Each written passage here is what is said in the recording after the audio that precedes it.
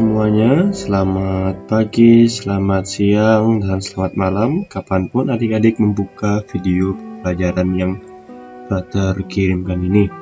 Nah, adik-adik yang terkasih, mari kita semua mempersiapkan hati untuk berdoa.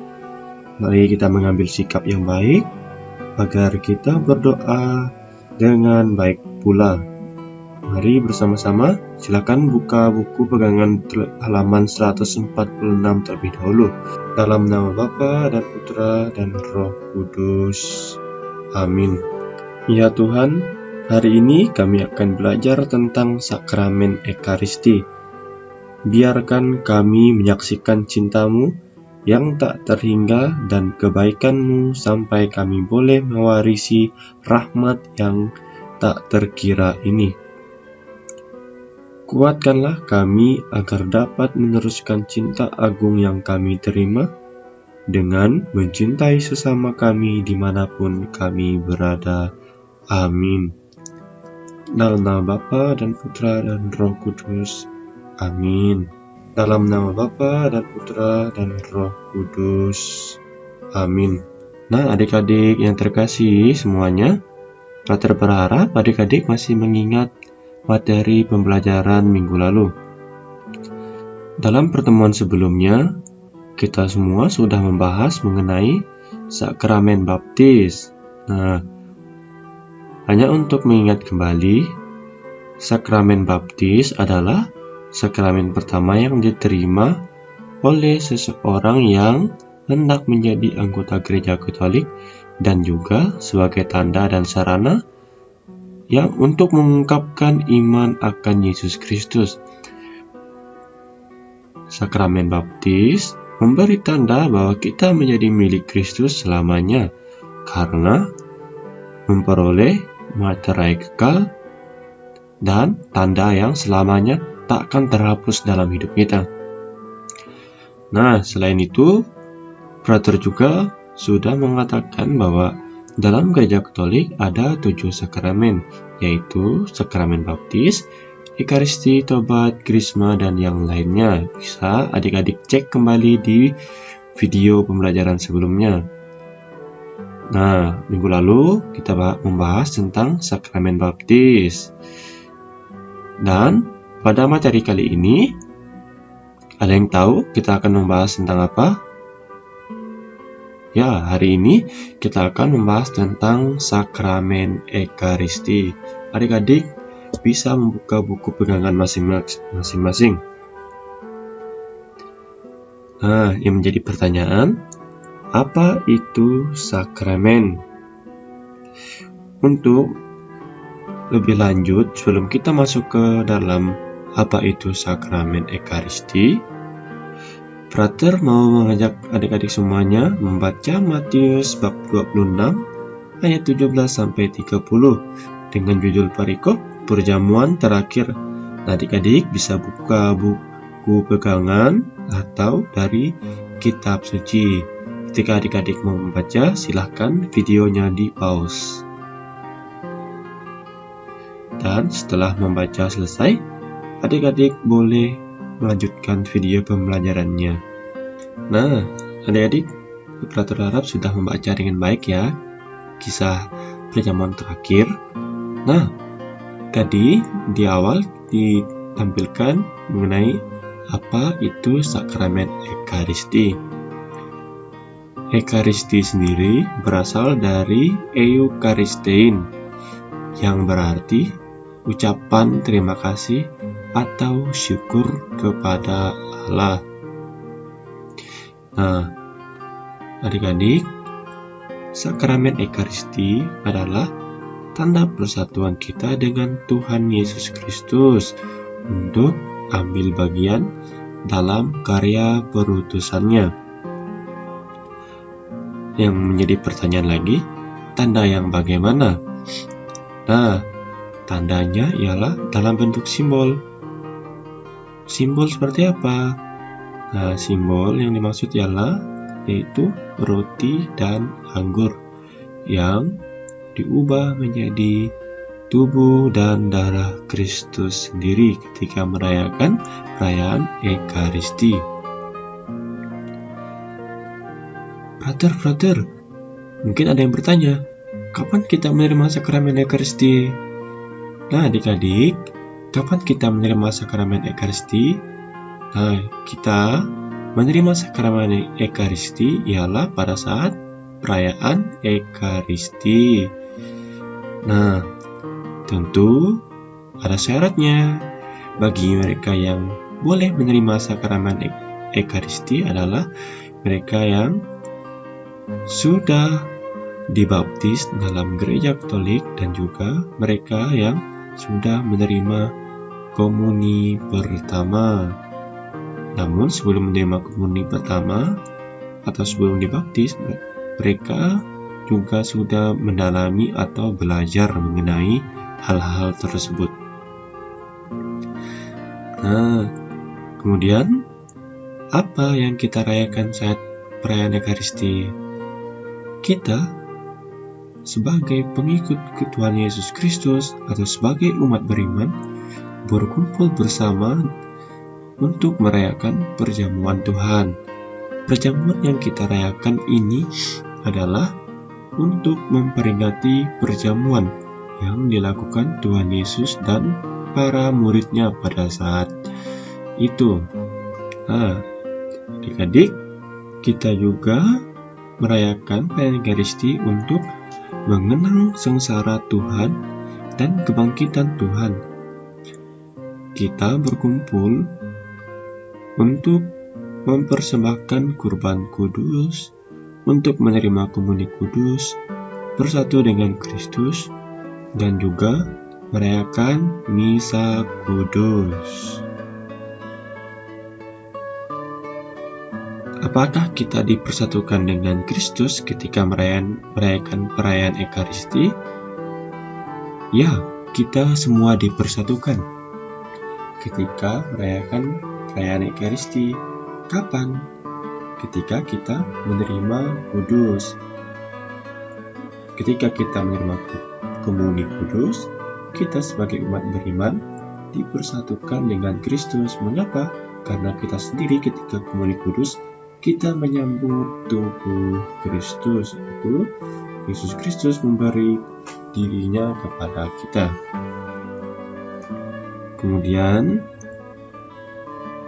apa saja yang kita terima dari perayaan ini atau perayaan Ekaristi ini?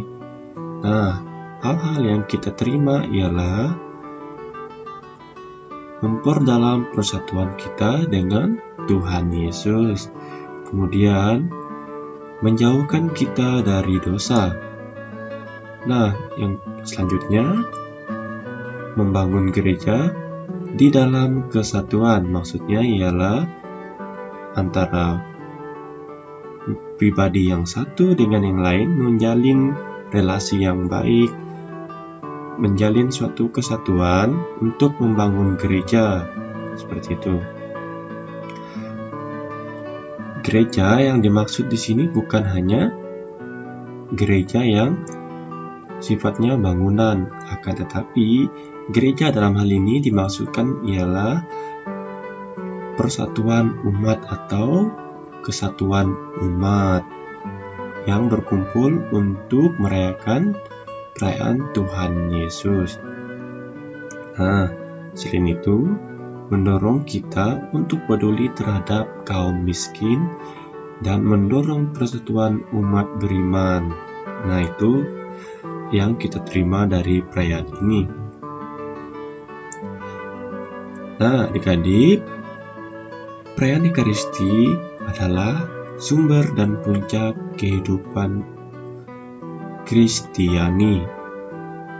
Karena dalam perayaan Ekaristi, Kristus sungguh-sungguh hadir di tengah-tengah umatnya dalam Ekaristi, yaitu dalam tubuh dan darah Kristus yang akan kita terima saat merayakan perayaan Ekaristi.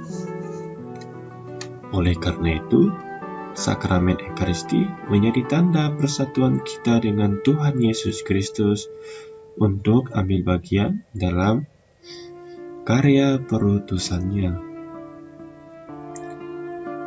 Nah, kemudian siapa yang memimpin perayaan Ekaristi? Dalam merayakan perayaan Ekaristi, harus ada pemimpin, harus ada uskup atau pemimpin suatu wilayah atau imam, romo atau pastor yang ditahbiskan dalam gereja Katolik. Nah, mereka inilah yang mempunyai hak untuk memimpin perayaan Ekaristi. Nah, adik-adik perlu mengetahui bahwa dalam perayaan Ekaristi memiliki 4 bagian. Apa saja itu? Pertama, ritus pembuka, liturgi sabda, liturgi Ekaristi, ritus penutup. Nah, baik, kita mulai masuk ke ritus pembuka.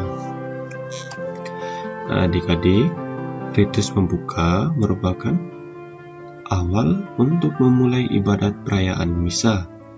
Ritus pembuka adalah saat di mana umat beriman diajak untuk mempersiapkan diri dan hati agar layak menyambut dan menerima sabda Tuhan dan juga tubuh dan darah Kristus.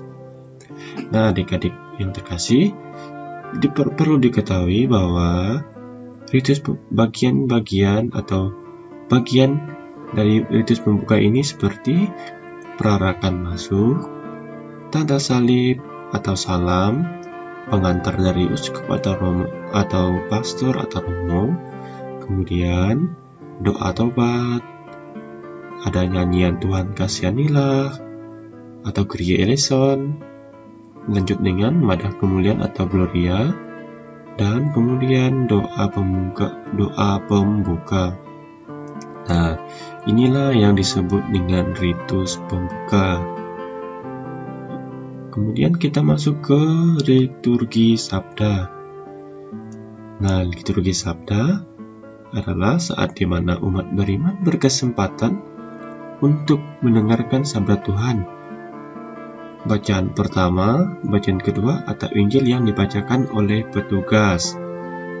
Kemudian, umat juga diajak untuk merenungkan kembali sejarah keselamatan dan perutusan yang harus diembannya dalam kehidupan sehari-hari. Maksudnya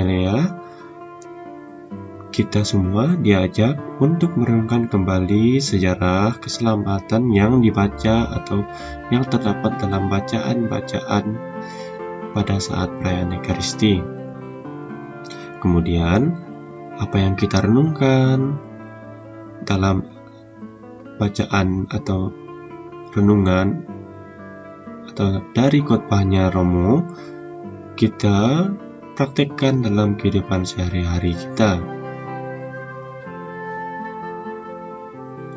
Kemudian liturgi Ekaristi. Nah, dalam liturgi Ekaristi ada tata cara sikap liturgi pada ibadah akan diawali dengan persembahan atau kolekte. Biasanya ini dilakukan setelah doa aku percaya. Kemudian dilanjutkan dengan doa syukur agung yang diucapkan semua umat. Lalu kita berlutut atau berdiri untuk mendoakan doa Bapa kami dan bersiap memulai perjamuan kudus. Nah, perjamuan kudus ini ialah pemecahan roti dan memulai inti dari perayaan Ekaristi itu sendiri. Nah, adik-adik, liturgi Ekaristi adalah puncak dari perayaan Ekaristi yang terletak pada doa syukur agung dan komuni. Kemudian ritus penutup. Ritus penutup ini adalah letaknya di bagian akhir cara beribadah agama Katolik atau bagian akhir dari perayaan Ekaristi. Nah, ritus penutup ini biasanya didahului dengan pengumuman dari pihak gereja atau petugas, kemudian dilanjutkan dengan berkat dan pengutusan untuk berbagi kasih dan mewartakan sabda yang sudah direnungkan. Selanjutnya, terakhir akan dilakukan perarakan, di mana imam dan para pelayan akan meninggalkan ruangan serta dan kemudian barulah diikuti oleh pembubaran jemaat atau umat. Nah, itu bagian dari ritus penutup. Nah, adik-adik yang terkasih, demikian pembelajaran kita hari ini yang membahas tentang perayaan atau sakramen Ekaristi. Nah, Frater mau mengingatkan kembali untuk mengerjakan tugas yang Frater kirim atau yang Frater tugaskan minggu lalu. Frater harap semuanya mengerjakan dengan baik, dan jangan lupa dikumpulkan ketika sudah selesai mengerjakan, agar Frater bisa menilai tugas adik-adik semuanya. Oke, adik-adik yang terkasih, Frater berharap sekali lagi untuk mengerjakan tugas yang Frater tugaskan minggu lalu. Dan ingat, jangan lupa untuk menjaga kesehatan, untuk menjaga jarak, dan jangan berkumpul di keramaian, karena COVID masih melanda di negara kita. Oke adik-adik, cukup sekian pembelajaran kita. Mari kita berdoa bersama kembali untuk menutup pembelajaran kita hari ini, untuk mengucap syukur atas rahmat dan kesempatan yang Tuhan berikan kepada kita. Mari kita doa bersama-sama. Dalam nama Bapa dan Putra dan Roh Kudus. Amin. Ya Tuhan Allah kami, terima kasih karena hari ini kami telah Engkau perkenalkan dengan Ekaristi, yang menjadi kesempatan bagi kami untuk bertemu dan bersatu dengan Yesus Kristus Putra-Mu. Bimbinglah kami agar boleh menerima tubuh dan darah Putra-Mu dalam setiap perayaan Ekaristi yang kami ikuti. Kuatkanlah kami agar senantiasa siap berbagi kasih kepada sesama kami. Engkaulah Tuhan kami. Amin. Dalam nama Bapa dan Putra dan Roh Kudus. Amin. Adik-adik semuanya, sampai jumpa di pembelajaran berikutnya. See you.